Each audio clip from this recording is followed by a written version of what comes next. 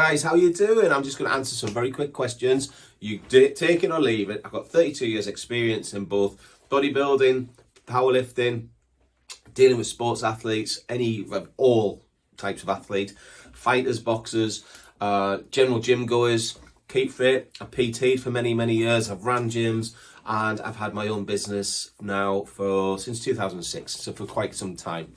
I have a little bit of knowledge which I'd like to share with you.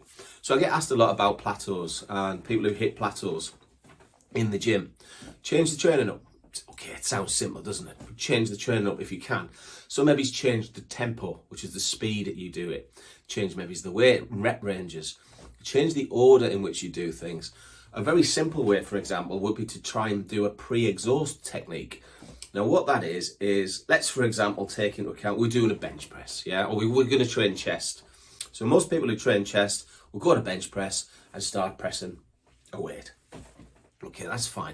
That movement, and most people do this, most people go into the gym straight onto the bench press after a little bit of warm-up, bench press. So that movement hits the massive muscle, the chest.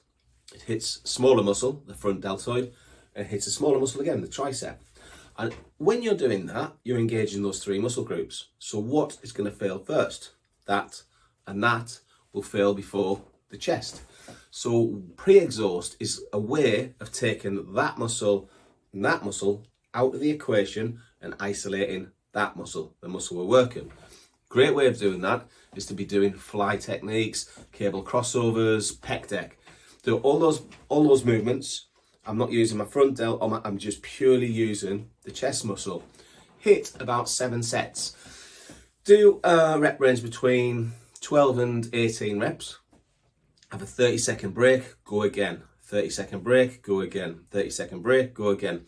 Do that for 7 sets, then do your normal chest workout. You'll thank me for it, trust me. Cheers guys, have a good day.